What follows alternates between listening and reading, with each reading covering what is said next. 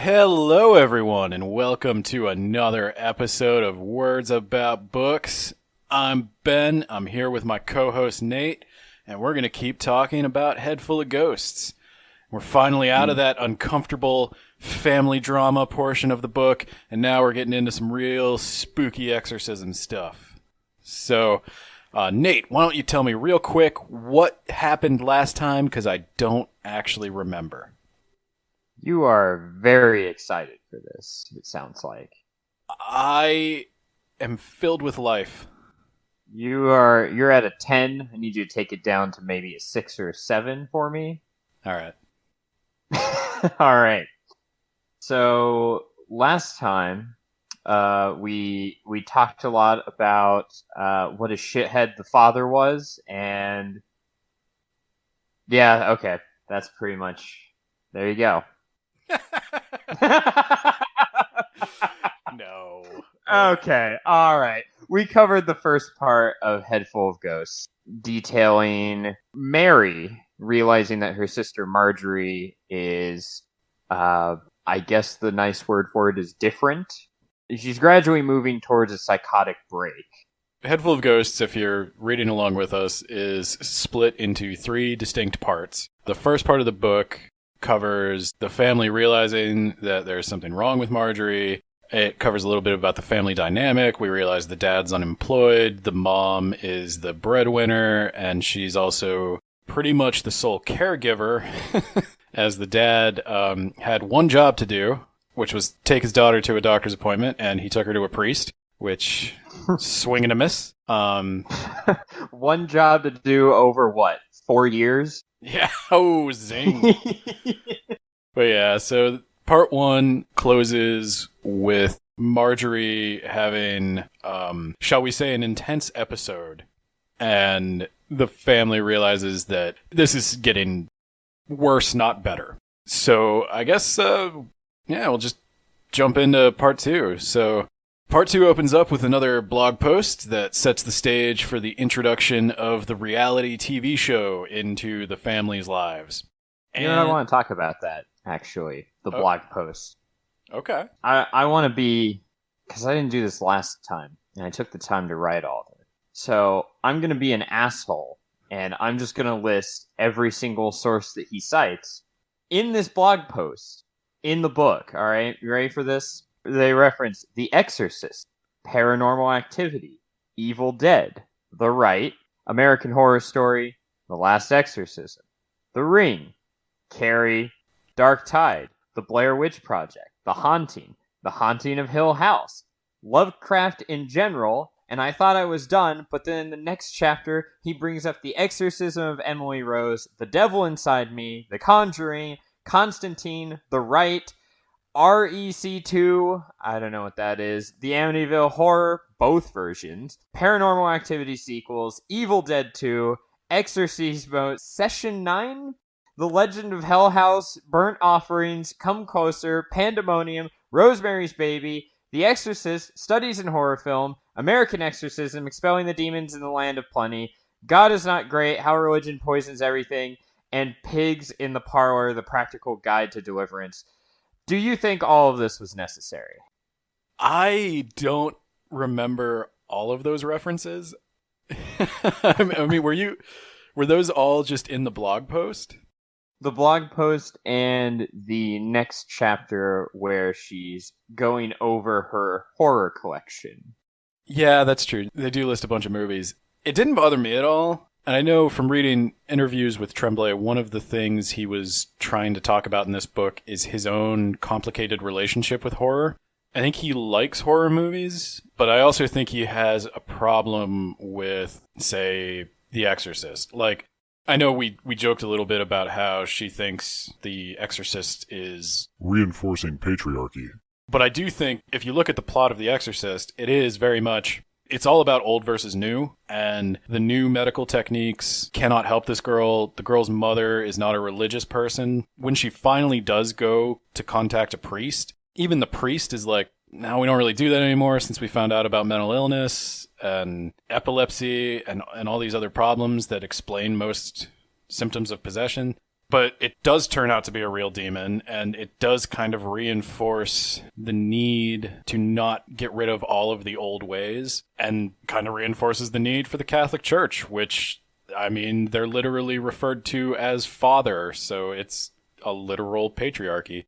And I think if you're a fan of horror and you're Paul Tremblay and you're also a fairly modern guy, you kind of wonder, like, is that a good lesson? I know I've had the same problem with Lovecraft, where Lovecraft's lesson is kind of fear everything that isn't 100% familiar to you all the time. Including other races. Especially other races, according to Lovecraft. The fear of the unknown is an interesting thing to explore, but Lovecraft's lesson, his key takeaway seems to be, so don't explore it. Personally, I think it's good to explore the unknown. Once the unknown becomes the known, it's no longer scary. And Lovecraft never really gets to that point. So, as a fan of Lovecraft not have a dark, spooky basement as a kid? Lovecraft's childhood is something we will talk about when we talk about Lovecraft. Okay, I'm excited now. There's a lot to go over there. He was a deeply troubled man. Fear in general is not usually the right response to your problems. I typically enjoy horror movies where there's a lesson and people overcome their fear and they win in the end. And I think Paul Tremblay is really trying to modernize horror so that it's not fear of the unknown, but it's fear of our ignorance, which is different. Or fear of all the things that we know about that can fuck your life up. Yeah.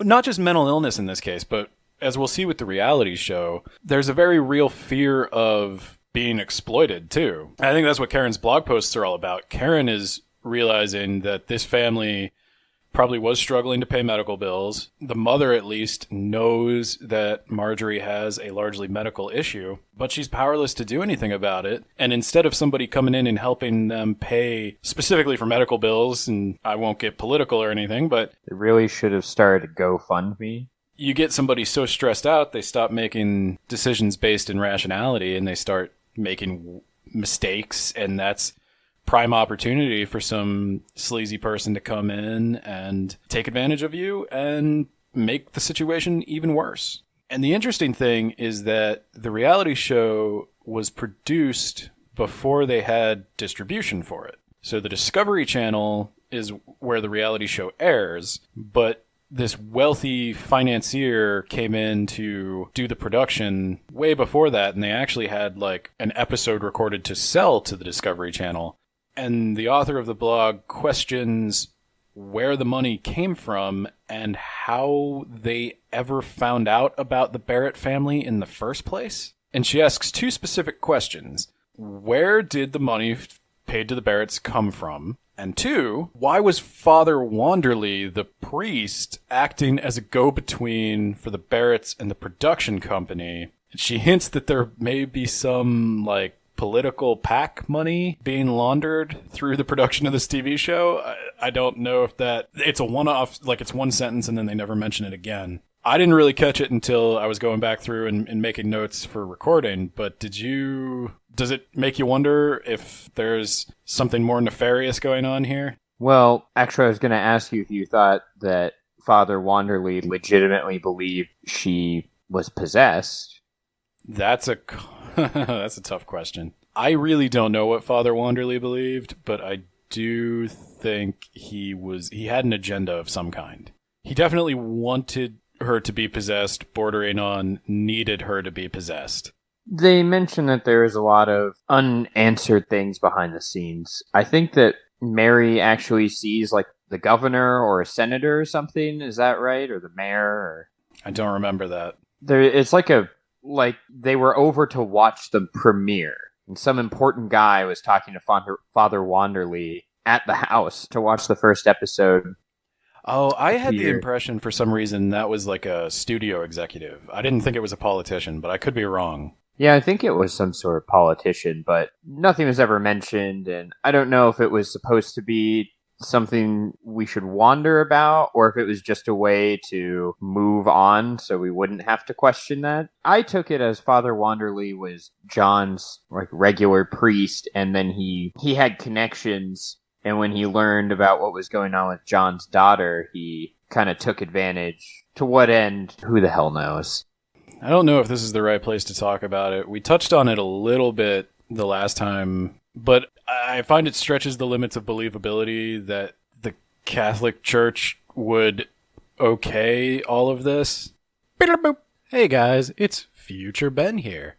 And as I was editing this podcast, I realized that I said that the Catholic Church, I couldn't see them doing something like this. Since that time, I've actually found out something kind of interesting, and it's that my current town is actually home to a Catholic archdiocese. And not only do we have a designated exorcist, but he has performed 9 exorcisms in the last 7 years in my little region of one state, which seems high. He does say that the devil is a lot more active these days, so that's something. And fun fact, same archdiocese actually had to declare bankruptcy because they had so many payouts against them for child abuse cases. So I do not stand by my original point that I could not believe the Catholic Church would okay something like this. Thanks, guys, and I'll let you get back to the podcast. Now, did the references to the movies really bother you? Only in... Well, I went into those chapters already irritated. Those blogs were... Those were rough. It wasn't made any better as it went on. Now, there are only 3 of them, which was a godsend. Very thankful that there were only 3 of those, but those were a slog. I've gone on and on about how much I hate those, so I kind of went into it with an attitude of, fuck this chapter, I hate everything in it. I read a few comments on the book on, like, Goodreads and Amazon, and you're not the only person to point out how frequent and omnipresent the references to other movies are. I say other movies, I should say other stories. So it didn't bother me, but it did seem to bother a lot of people. It seems like it especially bothered people who aren't familiar with those things, and it's not readily apparent why he's putting so much page time on talking about them. Which would be me. Yeah. Well, and even as a horror fan myself, I think he's trying to delve into a little bit of the modern state of horror with these blogs, and yeah, I'm with you. The blogs just fail on every level. Because I really thought he was making fun of the person writing this blog. Fucking boomer. Yeah, well, kinda, but I think it was meant to sound intelligent and be like a fun deconstruction of horror tropes, and oh boy, it failed.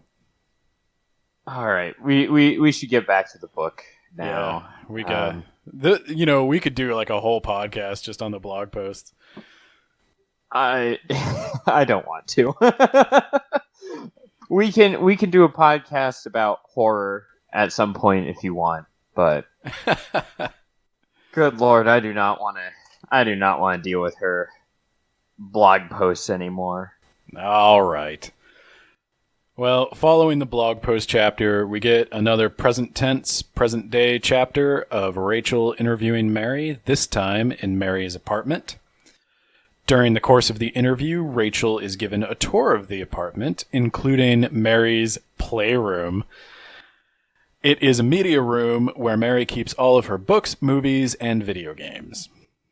Rachel is shocked to find out that Mary has a horror section.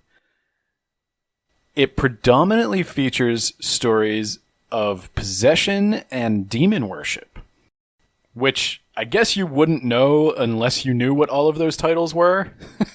So maybe that is a reason people are annoyed by that, because he doesn't really explain that they're all possession and demon worship, but one could infer.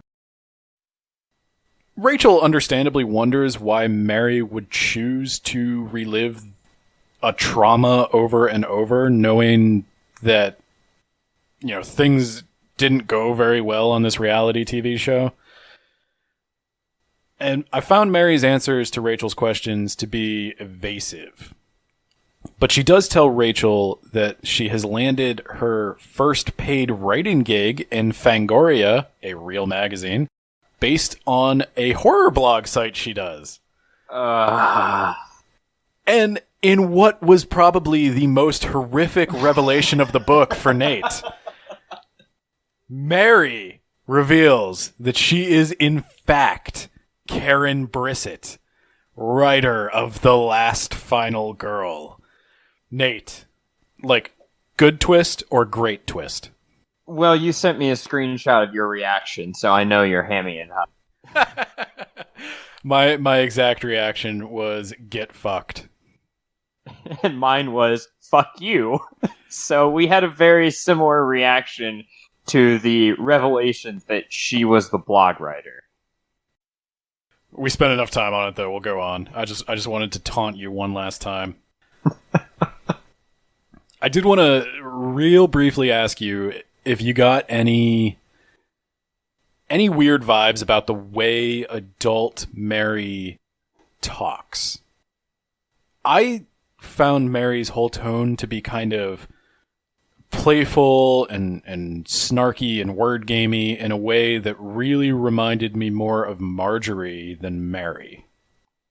And it seemed to me that Mary was kind of not trying to become Marjorie, but that she really admired her sister and was inspired by her and took on a lot of her characteristics, including her interest in horror and her interest in playing these word games and being all jokey.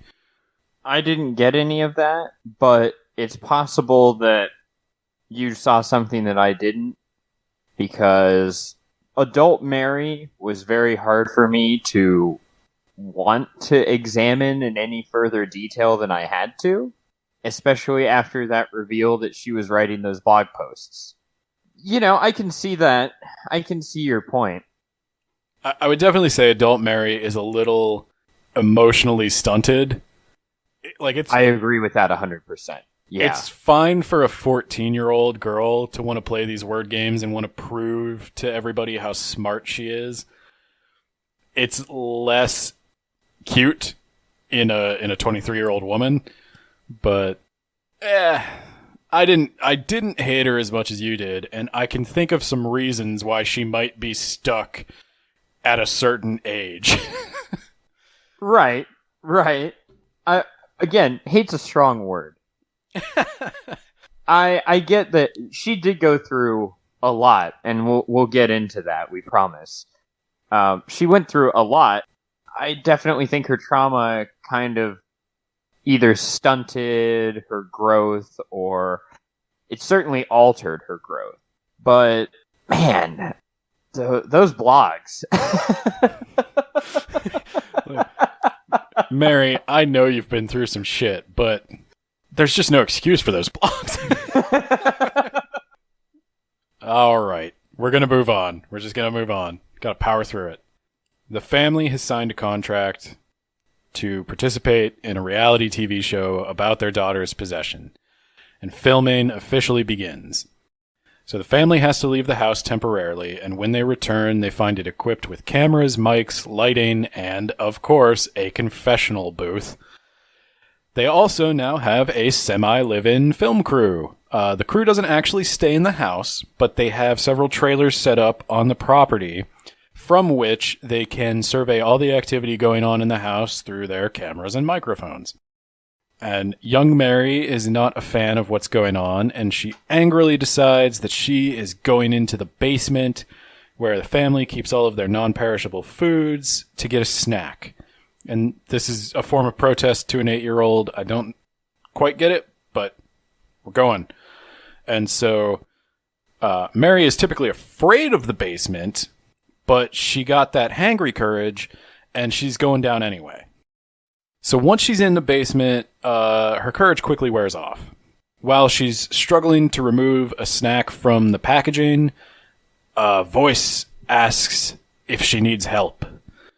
It's Marjorie, of course, and Marjorie tries to explain what's going on to Mary in regards to the show and what a demonic possession is.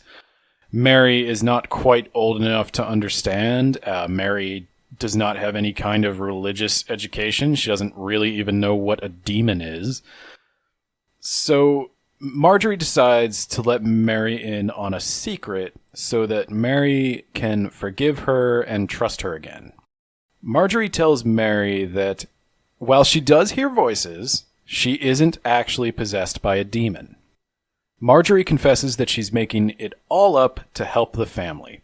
And because of Marjorie, they have money now, and they have this show, and she's going to make them all famous, and it's going to be great. And there's a light moment where Mary and Marjorie goof around, but then the lights go out. And Marjorie gives a mock scream and laughs, and she tells Mary, "Oh, don't worry, I'll come get you."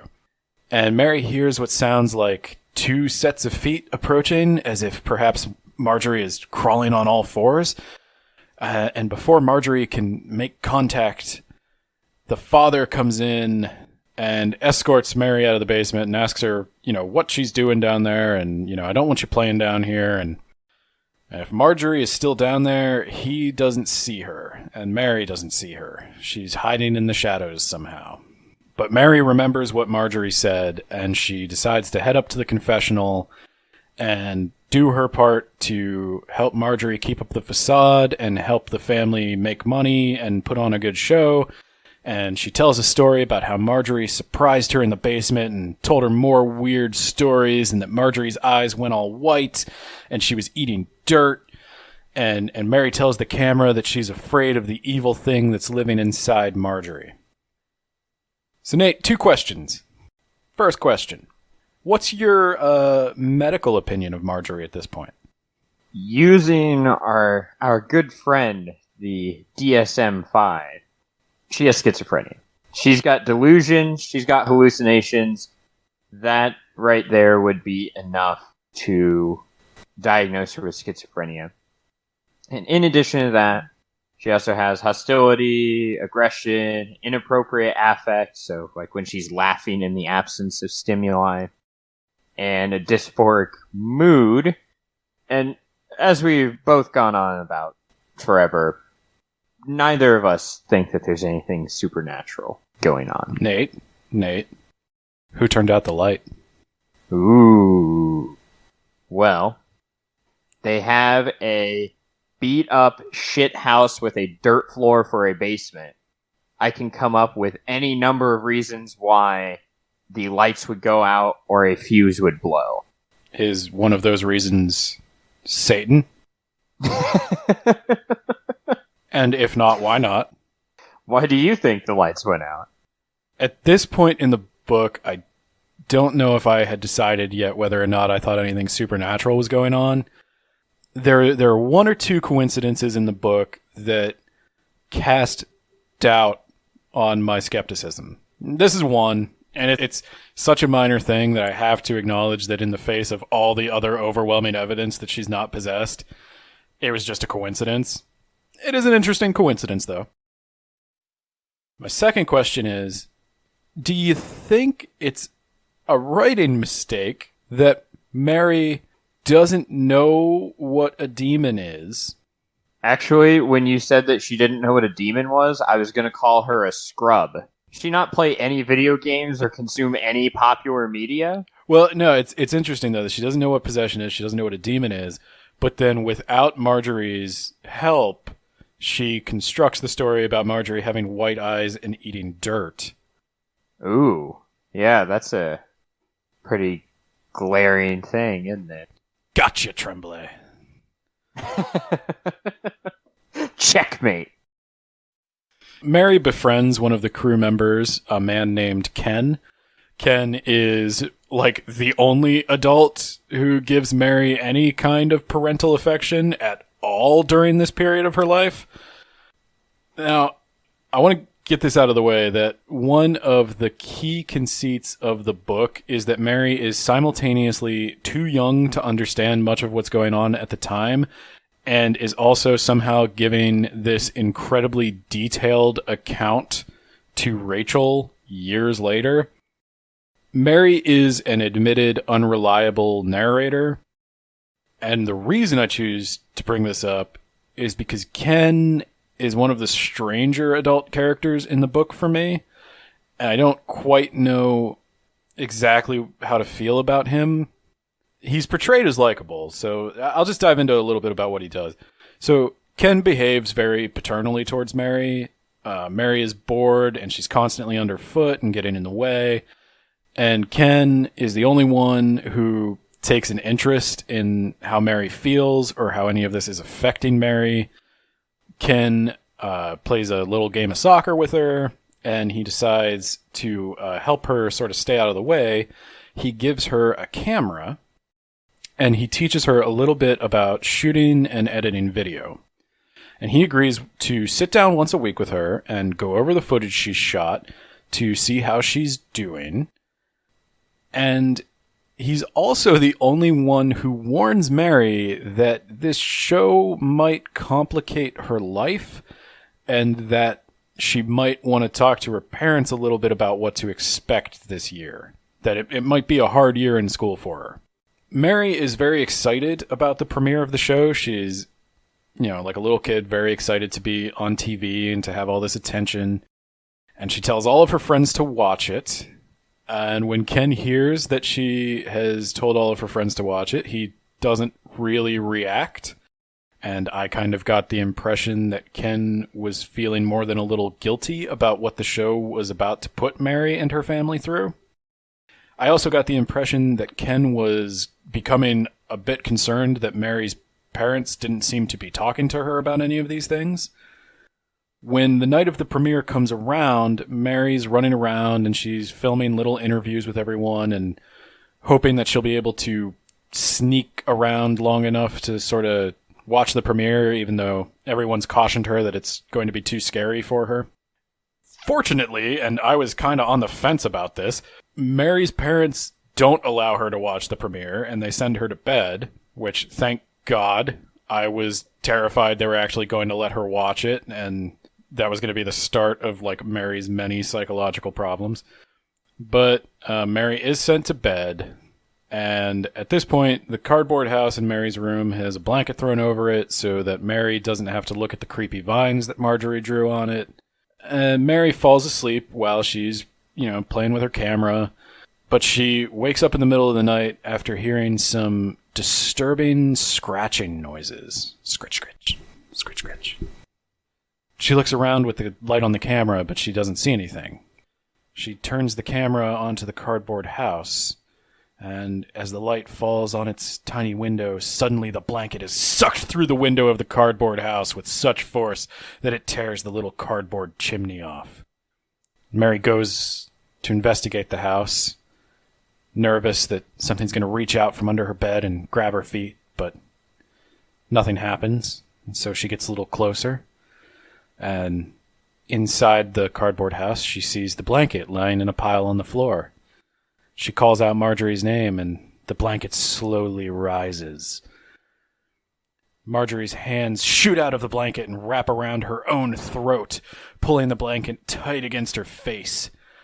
Mary takes a step back, and suddenly the cardboard house is thrown towards Mary, knocking her to the ground. She hears Marjorie run away, but by the time Mary is able to disentangle herself and get to her feet, Marjorie is already in bed, with her back to Mary. Eventually, Mary flips the camera closed, and as soon as she does, Marjorie asks Mary if she got it all. And when Mary responds that she did get it all, Marjorie tells her, "Good girl. Show it to your pal Ken tomorrow after school." The reaction, then, that Mary gets the next day as she goes to school is less than positive. It wasn't as bad as I would have thought, but when she returns home, she is greeted by religious protesters who are being held at bay by yellow police tape. Mary does show Ken the footage she shot the night before, and Ken is legitimately a little scared by it, and he asks Mary if she's okay. When Mary says she is okay, and she tells Ken a little bit about what happened at school, Ken warns Mary again that it is probably going to get worse, But he tells her that her footage is definitely something they can use for the show, and he returns Mary's camera to her, but she has lost her enthusiasm for filming. So, Nate, what do you think of Ken? He's Mary's imaginary friend. No, okay. I'm wondering if maybe Ken was supposed to be the foil to her parents, who are no longer parenting her, to show just how far they have fallen. Is that what did you get out of it? I was torn between whether or not Ken was a good guy or a bad guy. And by that I mean, I think Ken definitely is there to show that, yeah, the parents are not doing an adequate job of preparing Mary for what's going on. To be perfectly honest, like I'm surprised Mary was even still going to public school while this was airing.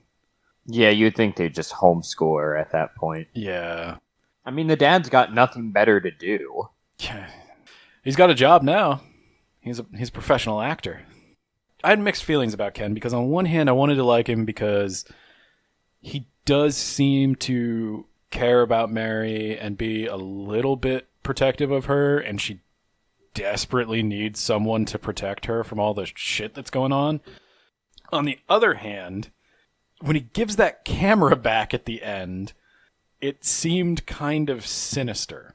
Like, oh shit, Mary, are you okay? You were in real danger there. Yeah, I'm okay. Okay, well, here's your camera back. More. Yeah, let me know if you're in danger again. That was great. Like, how do you feel about the spooky scene where Marjorie is hiding inside the cardboard house? Yeah, I was reading on Reddit, and there's someone who got freaked out by that scene. I would recommend that they read part 3 of the Poppy War. They will be desensitized to all crap like that in the future. It wasn't really anything, because at least for me, I had already decided probably nothing supernatural going on. Marjorie has, at this point, basically mentioned that she's hamming it up for the cameras. She's intentionally making her disease seem like it's worse than it actually is. And we know that it's Marjorie in this cardboard box sucking a blanket into it. I didn't think, oh, there's a demon in there. Marjorie was in her room the whole time. I thought it was kind of a dud, but what do you think? I agree with your assessment, with the added layer that it was intended to be a dud. I think this, I'm sure it was. Yeah, this was Paul I'm sure Tremblay. It wasn't like the blogs. Yeah, this was supposed to be this way, and I think he was trying to point out just how willing to believe. This is when I decided she wasn't possessed, because it was so similar to things my friends and I did to each other. I know my family is a little weird. Like, I watched horror movies when I was way too young to watch horror movies, but I think anybody who's ever, like, gone to a sleepover has had something equivalent to this happen. But yeah, that for me was when I knew, like, when they ate that up, I was like, oh, okay. So these guys are idiots. How would you react if a kid you went to school with, you got... Oh, I don't even know how to word this. Because I think they put the reenactment,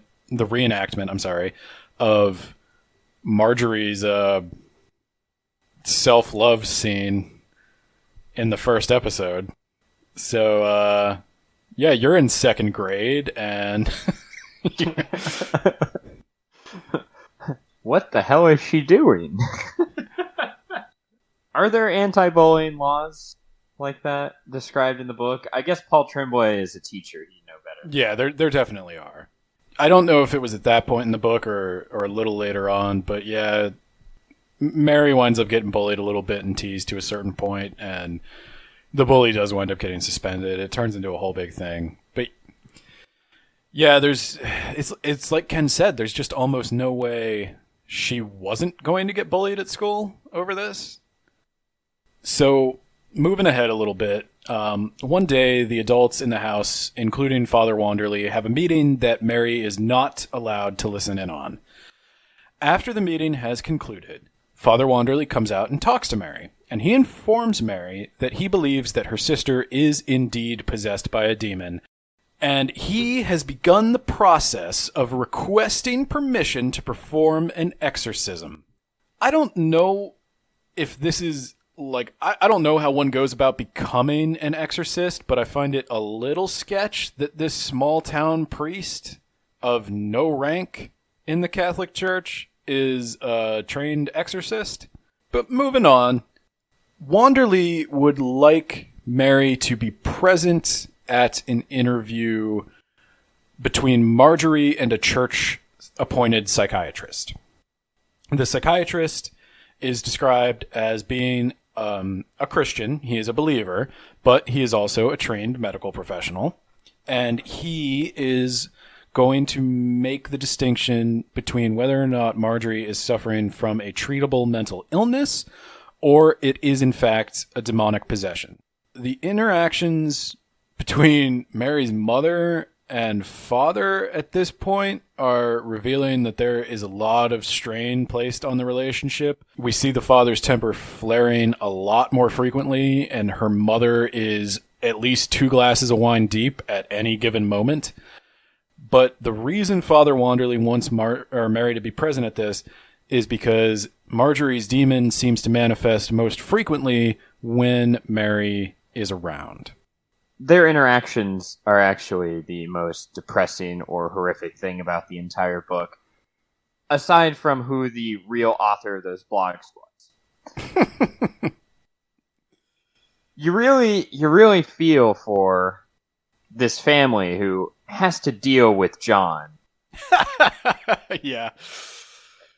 You know, the best thing for the family is if he's like crossing the street and he gets hit by a semi and just gets obliterated. I think the most sympathetic character in the story to me is the mother. She is drinking too much. She is starting to drop the ball a little bit in regards to parenting Mary and Marjorie, but at the same time, it's totally understandable how she would be cracking under the pressure she's under. It's also the fact that she's had to be the caregiver and the breadwinner for years without any help from her partner. In fact, more strain from her partner because she also has to take care of him. Yeah. She would actually be better off divorced. Because then she would only have to deal with her children. She wouldn't also have to deal with man-child McGee in the living room stirring shit up and yelling at people. Like, she's at this point now just totally surrounded by insanity. I find it incredible that a priest would conclude that this girl is possessed by a demon. If this girl is possessed by a demon, every teenager is possessed by a demon. Got one hell of a point there. She has in the past behaved in ways that go beyond the scope of just teenage hijinks or rebellion. But she's also like, the way she's scaring Mary, except I think for the threatening to rip out her tongue thing. I think that was too far, and we discussed that. She's just being a big sister teasing a little sister. Like, creeping up on somebody in the basement, sneaking into their room. It's a jerk move, but I'm not possessed by a demon. I've tried to scare people because it was funny. These are just games kids play. This guy's insane. And then you've got these TV people who are just, the more drama, the better. It's shocking to me that this is even legal, and I'm kind of afraid that it is actually legal and does happen all the time. I don't know about that. I don't know how minors in film are, like, for example, I know that with Full House, didn't they have to rotate the twins? Like, they could only be on camera for X number of minutes per episode or something like that. They had some really strict child actor laws. There's definitely laws about how many hours a child actor can work, but with a reality TV show, are you working? Like, what about all these shows like, I don't know, the, boy, I'm dating myself again, but like the Gene Simmons Family Jewels or something, or the Osbournes, I guess. I'm trying to... Did you know that show, or are you laughing at my age? Your age. I'm trying to think of a reality TV show where kids or teenagers were involved. Well, anyway, shall we move on?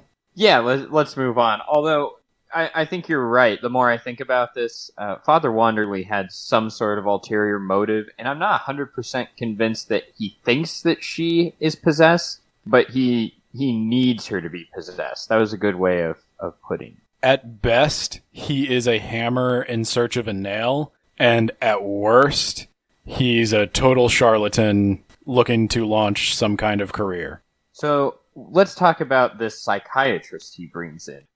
The church-appointed psychiatrist is a man named Dr. Navidson, which is a weird name. And when he arrives, the entire family, plus Wanderley, Navidson, and a cameraman, enter Marjorie's room. Now, before we go too deep into what happens here, I want to talk a bit about psychological examinations. I actually went and reread this chapter, and during the course of his observation of Marjorie, Dr. Navidson has exactly 2 lines of dialogue. Those lines of dialogue are, "Can you show us the laptop where you've been getting this information, Marjorie? And, if you haven't already been doing so, her online activities should be monitored." Now, Nate, I'm not a trained medical professional. I'm certainly not a psychiatrist. But, would a person conducting an interview typically ask questions? First of all, Navidson is from House of Leaves. Is that a thing I should know? I don't know. I thought you would know that. Okay, well, you just cut that out. But yes. Yeah, absolutely. I've never heard of a psychiatrist walking in, greeting the patient, and then just asking where they're getting information on their laptop, and then making a comment to someone else, and that's the interview. That's not an interview. That's not anything. Based on what Navidson saw in that room, do you think he could have determined that she, for sure, 100% does not have a medical issue? He didn't do any kind of assessment. He couldn't say if she does or doesn't. He's doing this on TV. He's making a case that this girl, this minor, does not have a medical issue based on 2 lines of dialogue. And then he is prescribing her an exorcism, for lack of a better term. So he would be opening himself up to all kinds of lawsuits and litigation and the loss of his license. I mean, later on, I did go back and I reread. He's interviewed after he talks with Marjorie, and he says that he can't go over what they discussed because of patient-doctor confidentiality, which you're being recorded on national television, dude. Was that trying to imply that he actually did an assessment off camera? Because it really doesn't seem like he did anything at all except go in, use his degree, and say, Father Wanderley is right. So there's a couple of things I had an issue with. At first I thought, well, they call him doctor, but do we really know he's a doctor of psychiatric medicine? Like the same way Dr. Phil is a doctor? Yeah, like maybe he's... That's a good point. He's some other kind of... Maybe he's some other kind of doctor, but you're right. He does refer to himself then as having a doctor-patient relationship with Marjorie, which he's claiming to be her doctor, and he's claiming a medical confidentiality privilege. I think we are to assume he is legitimately credentialed as a psychiatrist. And well, he won't be for very long. Yeah, that was my next point. I almost want to say Paul Tremblay got lazy, because this took me out of the book. Like, I can buy Father Wanderley is a charlatan. I'm with you. But what I thought was going to happen, I thought Navidson was going to sit in that room, listen to Marjorie monologue, which is essentially what happens, and that he was then going to come out and say, she obviously is experiencing some kind of psychiatric episode. She's being purposely antagonistic. I don't know if she's faking or not, but I would recommend, we do some therapy, we look at some medication, and, it's going to, I would imagine it would take months of evaluation to determine exactly what she has and exactly what the treatment should be. I thought Navidson was going to leave that room and put the kibosh on all of this. And then what was going to happen was Father Wanderley, being the greedy charlatan that he is, was going to go rogue. I never thought in a million years, if the Catholic Church was responsible enough to send a psychiatrist out, verify the diagnosis, which I believe is their procedure, and it's also what happens in The Exorcist. The priest who sees Regan is a trained psychiatrist. And in The Exorcist, he also didn't jump to her being possessed. Actually, I'm glad you brought up if you thought he was lazy, because I was going to ask that later when they talk about Dr. Navidson's his after interview, where he doesn't really have any details on what he spoke about. I was like, is that just a way of, I don't know what a psychiatrist would say here, so I just need to paint over that? Tremblay knew enough to know that the Catholic Church does conduct medical evaluations before performing an exorcism. But this is the thing that it says in every piece of exorcist media, even the horror movies, even the reality shows, it always says that the Catholic Church sends everyone to be examined by medical professionals, typically independent medical professionals. And in 99% of cases, they don't do an exorcism. Yeah, if he wanted to make Navidson come off like this, he should have, I don't know, he could have at least, you could say that maybe Navidson was taking kickback money from Wanderley to give the official stamp on it, or something of that nature. Well, but it's like you said, I mean, goddamn, how much money does this guy have? Like, how much money would you have to take to lose your license? Enough to set me for life. Yeah. Because this is how I make my living. Yeah. Like, and enough to barricade me from lawsuits as well. So, yeah, it would have to be a shitload. We're talking 9 figures. Like, probably more than the budget of a Discovery Channel reality show. Yeah. No, that was just crazy to me. Like, we've gotten a little ahead of ourselves. To be clear, what happens when Dr. Navidson goes into the room is Marjorie launches into a big monologue. She wanders all over the place.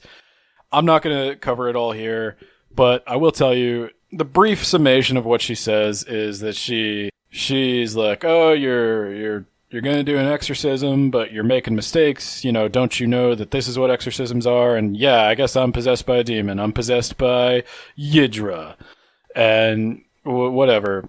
I have a list of all the suspicious knowledge in the order that it appears, so let's go over that real quick.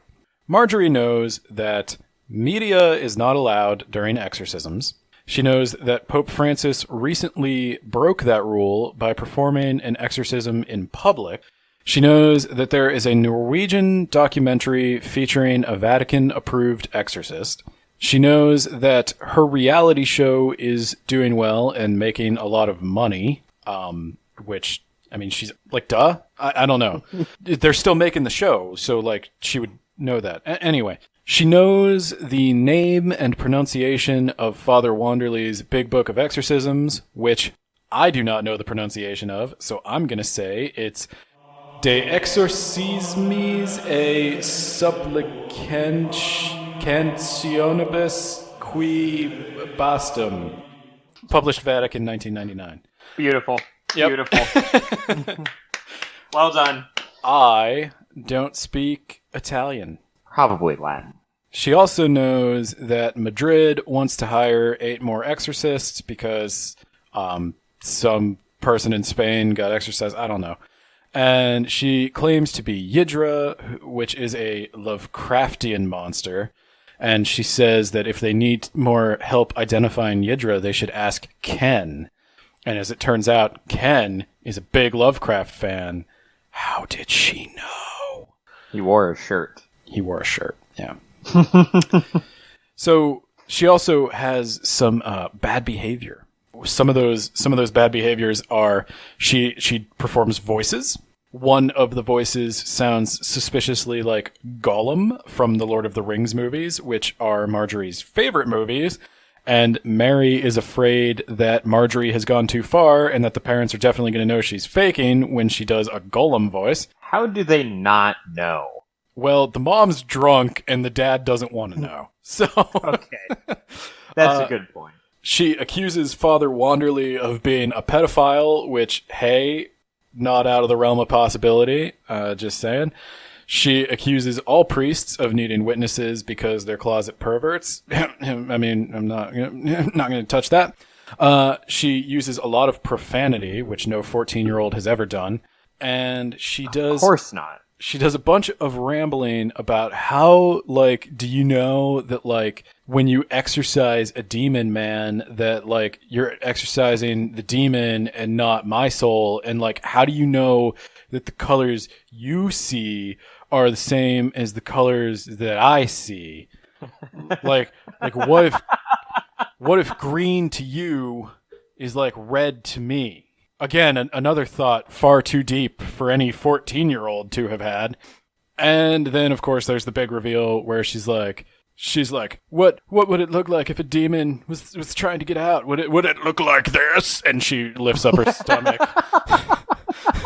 And she's scratched herself a little bit on her tummy. Like, not like deep, like she doesn't need stitches, but like again, something a teenager has never done before ever. Yeah, is cut themselves. But don't get me wrong, if your teenager is cutting themselves, okay, that's serious. It's a serious problem, but it doesn't mean that they are possessed by Satan or Yidra or whatever. No, they're probably possessed by Gerard Way. By the way, MCR's reuniting and they're doing a show and I kind of want to go. But anywho. So after everyone leaves Marjorie's room, there's a flurry of activity. The mother wants to call Dr. Hamilton because Marjorie is now entering into the realm of self-harm. I will now henceforth refer to Dr. Hamilton as the real psychiatrist. The father physically tries to take the phone from her hand. Both the father and the priest are now begging the mother not to call Dr. Hamilton because they know that if they do, the real psychiatrist will insist that Marjorie be hospitalized. Heaven forbid. I would hate to put Marjorie in a place where she would get real effective treatment. And Father Wanderley says that based on what he has seen in there, he is positive that he can get the exorcism approved. And to my incredible surprise, Dr. Davidson is in total agreement that there is just no way that could have been faked. The only two people in the house who seem to have any skepticism about her possession whatsoever are the mother and the producer of the show, Ken. They ask Ken what this Yidra business is about. And Ken says he had to look it up and it's a Lovecraftian demon. And Ken had been wearing a Miskatonic University shirt around, which, for anyone who doesn't know, Miskatonic University is the fictional university that Lovecraft always references in his work, and that Marjorie could have easily seen that shirt and made the connection that he was a Lovecraft fan.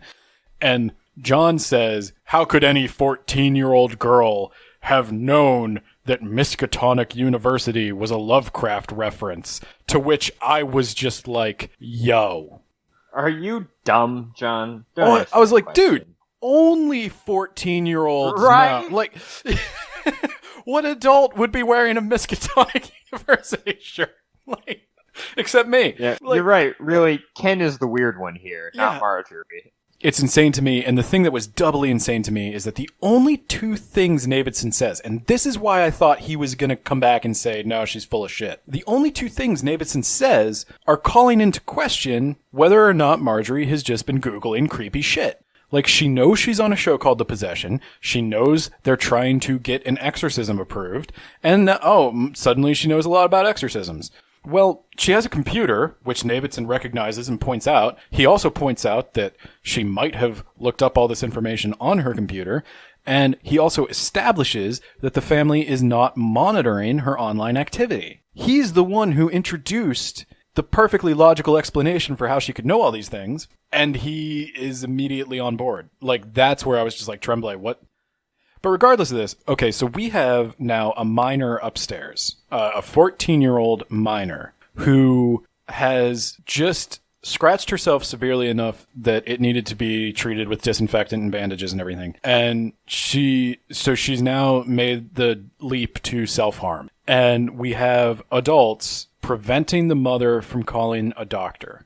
I got to imagine, if I'm legal counsel for this show, I am going to say at this point, Marjorie needs to go to the hospital for an evaluation because I'm not having this girl kill herself on my show. Does anyone have a duty to report? Like, at this point, could just everyone in this room go to jail? I'm sure that they could. At the very least, the producers could wiggle their way out of jail and just get stiffed with a fine. Certainly, there's an argument, though. Parents with neglect charges. You could probably slap the priest with something. Anyway, I'm sure Navidson has a briefcase full of essential oils that will straighten all this out. Oh man, you better cut that. You're gonna have some I'm not cutting shit. older women. You're gonna have some older women coming after you. Bring it. Yeah, they're withholding treatment from a very sick girl, and you're right. They should be rubbing peppermint oil on Marjorie to help with her schizophrenia. Probably treating those wounds with some lavender. The last thing they need for their legal troubles is for somebody up there rubbing peppermint oil on this girl.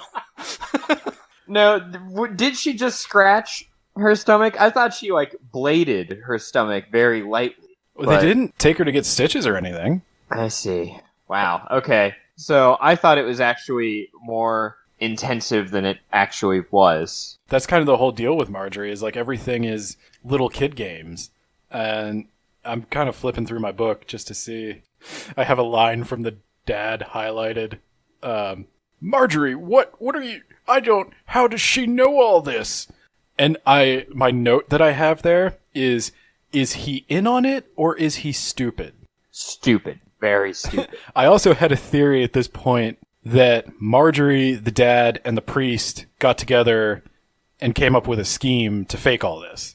That was one of my many theories, was that this was a calculated thing and just the mother wasn't in on it. And the dad was... That would have been, I don't know if I would say better. No, I wouldn't say better, but it would have been interesting if that were true. Oh, no, you know what, Nate? I got one. I got a quote I need to read. This is something Marjorie says during the interview, and I forgot about it until I went flipping through. This is the exact quote. Or maybe I'm just a lost, confused kid, scared of what's happening to me, to my family, to the world, and I hate school, and I have no friends, and I spend my days sleeping with my iPod cranked up as loud as it'll go, trying not to go completely crazy, and with all that time alone, I'm looking shit up on the internet, looking up the same stuff over and over, and I memorize it all because I'm wicked smart, and because I have to fill my head with something other than the ghosts. Yeah. The reply? She's just like, I wonder if I can get away with all this shit. The reply, Father Wanderley said, I suggest you no longer allow her access to the laptop until after the rite has been performed successfully. Father Wanderley, just an amazing response. Is it possible for somebody who is having audio hallucinations, so Marjorie's hearing voices, and she doesn't seem to be very clear, they're not necessarily telling her anything. She seems to describe it to Mary as she can't tell if they're actually saying things to her, if she's reading too much into it. Is it possible for somebody to be having symptoms of schizophrenia that strong and still consistently fake a possession? I really had to spend a lot of disbelief here. Because you can be a high-functioning schizophrenic, someone who's very intelligent, and then they start showing the symptoms of schizophrenia, and I wouldn't say they live a normal life, but they seem more normal. They seem to be able to deal with their symptoms more. So I was like, okay, I'm gonna have to suspend my disbelief that maybe Marjorie was really, really smart, so she was able to deal with her schizophrenia and still function at a high level. Is it common? No, not at all. She went to the hospital in between part 1 and part 2. Yes. And she seemingly gets better, enough to discharge from the hospital. So the thought I had, and I asked someone else who is in psych, the thought they had, someone who admits that they don't like taking medicine, they're on some big-time drugs. They're on 2 different antipsychotics, which is not something that's usually recommended. It's You're only saying in cases. Marjorie is on 2 different psychotics. Antipsychotics, yes. Okay. She's on 2 of them. It's not usually recommended, but it's for people who have a resistant case. It's resistant to treatment. One of those drugs is Clozaril, which you have to have a special license to prescribe because it's the big guns. It's what you do when there's nothing else to do. And she seemingly gets better in the hospital, but not at home. And so the first thought we have is, she even taking her medicine? So that's an interesting point, because I remember seeing them say she's taking a particular drug, but being, a layperson, I don't have any idea what that drug is. It's interesting to hear that it is like the biggest of guns, because I would imagine it's not something given out lightly, because there are probably side effects. Oh, yeah. And so the fact that they did give it to her means this must be more than just a kid playing around. So it seems like either Tremblay's research was not thorough, or Marjorie is actually incredibly sick, and it doesn't seem like she should be able to function as highly as she does. Or another possibility is they started her on one medication and it didn't work, and they thought that it didn't work because it wasn't strong enough, but in reality it wasn't working because she wasn't taking it, and they didn't check on that. So they kept upping the dosage or changing the medication, and it kept not working because she kept not taking it. That was my thought. That was what I got out of it. Now, there's another possibility we haven't considered, and that's the possibility that she is schizophrenic, but the demon is giving her the power to maintain the facade. Yes. Why did I not think of that? I am a failure as a human being. And a medical professional. Yes. For a fee, I will consult on your cases from now on if you need me to, but yeah, just sort of keep that in mind that, maybe it's ghosts. So, yeah, anyway, to my even greater surprise, the exorcism is approved by the bishop, and to my now I'm passed out on the ground surprised, Father Wanderley is certified to perform a rite of exorcism. Like, I don't think you could do like a weekend course on that. Yeah, I don't think I could just walk to a local pastor here and be like, can you perform an exorcism? I think that no one here has been certified for that. Yeah. So, very convenient. Lot of convenient. So, yeah, Wanderley says that he is going to need a week to prepare himself for battle with the demon. And in the meantime, things are getting much worse for Mary at school. Children are bullying her to the point where the school has suspended one of them, as we said earlier. Mary's mother has talked about taking Mary and Marjorie and going to stay with relatives after the exorcism. And when Mary is all excited and says, "Oh, how long will we be gone?"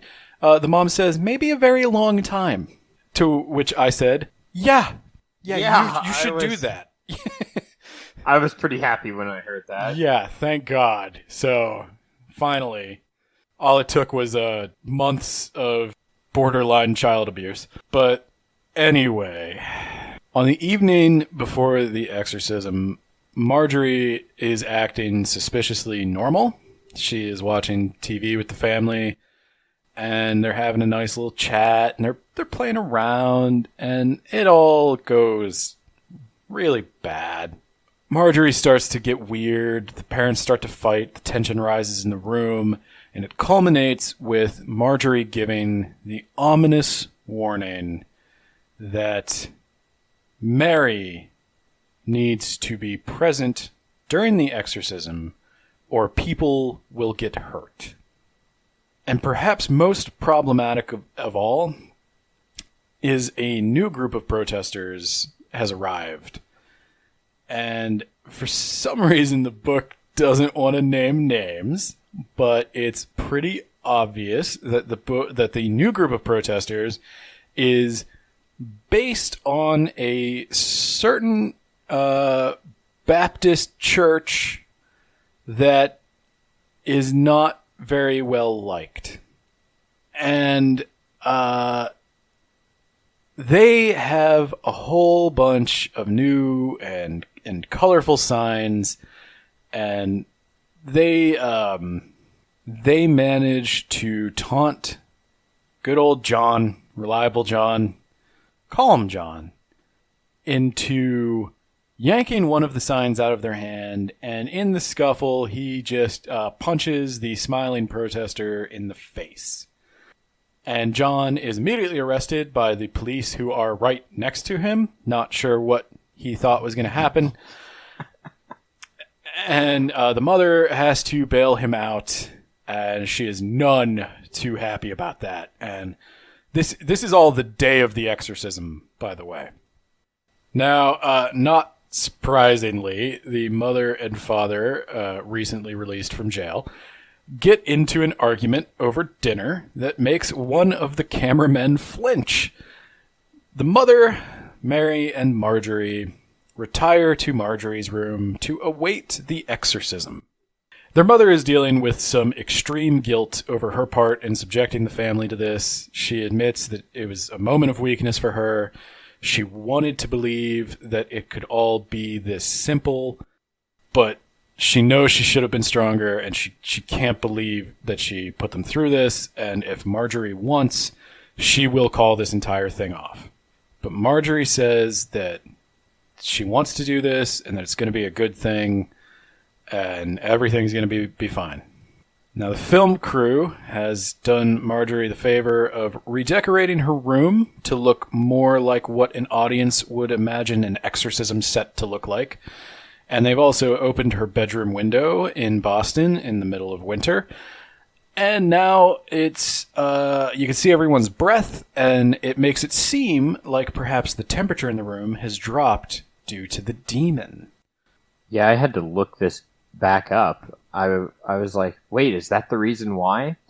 And Father Wanderley just says, oh, that's what we need to do. But he never explains really why. So, yeah, I think he was going in on the theatrics. Or part of the sacrament of exorcism is that the priest's nips need to be able to cut diamonds. Or perhaps that's what the demon did. The demon whispered to Father Wanderley to open the window. Oh, dude, double possession. Holy shit! Father Wanderley instructs Marjorie's mother to secure the restraints. There's restraints, by the way. And Wanderley begins the rite. Marjorie is predictably sarcastic and more than a little blasphemous. To Mary, it seems, though, that Marjorie's heart really isn't in it. It seems to Mary that Marjorie is scared. Marjorie complains about the temperature of the room, and the assisting priest is instructed to provide Marjorie with a blanket.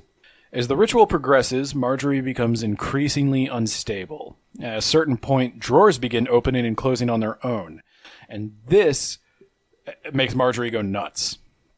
Marjorie insists that she's not the one doing this. She shouts accusingly, asking if what she's doing isn't enough for them. She says she wants it to stop. And in her thrashing, the blanket falls off, and the assisting priest moves in to replace it.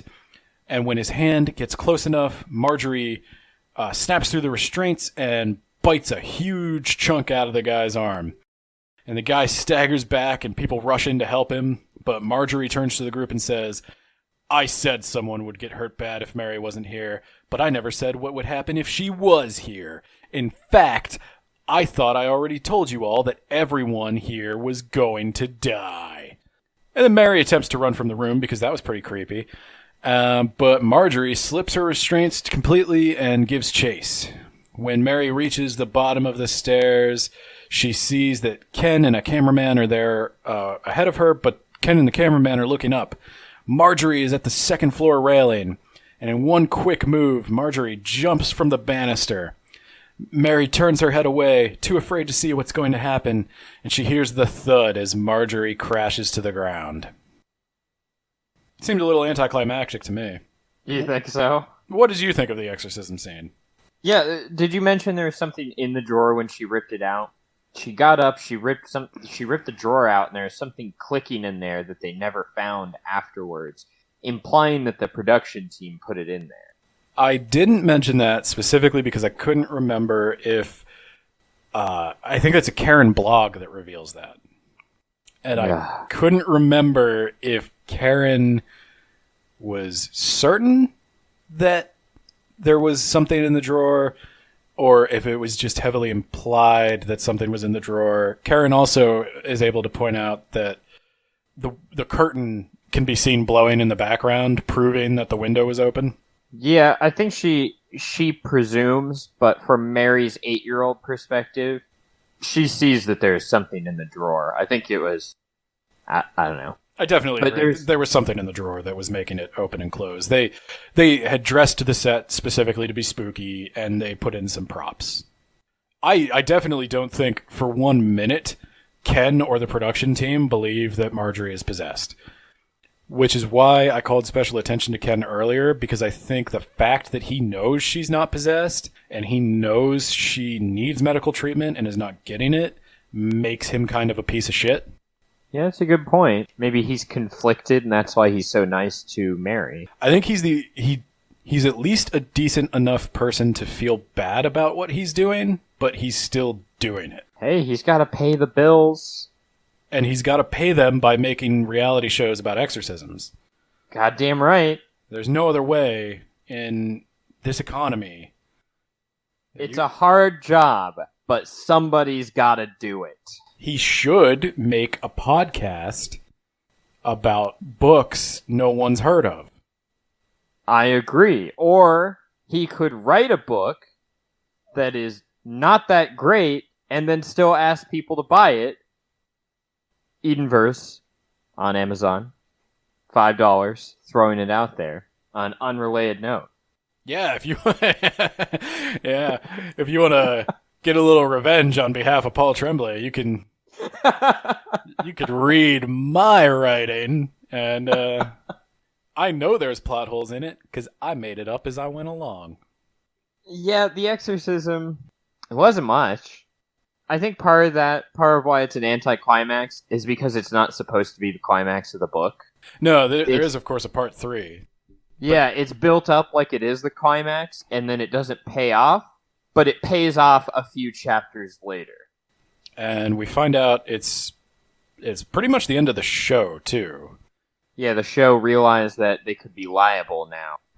They just figured this out, and so they got the hell out of there as fast as they could. We should say that Marjorie did not die from the fall. It's kind of weirdly implied that she did, but also she's only like 10 feet off the ground. And part 3 is going to pick up in the aftermath of the family kind of realizing that they were swept up in some nonsense. Tomfoolery. And what the hell do we do now? All right, so that was part 2. That's part 2. Nate, do you have anything you want to add to that?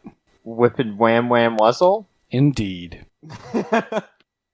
All right, everyone. So that's it for this week. Next week, we will be covering part 3. And then following that, we will be covering The Fold by Peter Clines. Thanks for listening, and we'll see you next time.